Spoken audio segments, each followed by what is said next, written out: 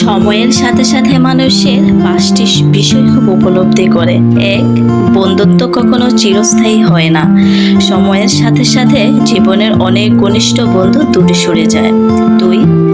নিজের সাথে সম্পর্ক সবচাইতে গুরুত্বপূর্ণ সম্পর্ক। আত্মসম্মানবোধ ও মানসিক শান্তি বিশ্বের যে কোনো সম্পর্কের চাইতে দামি। 3. মানুষ পরিশ্রম দেখে না, শুধু ফলাফল দেখে।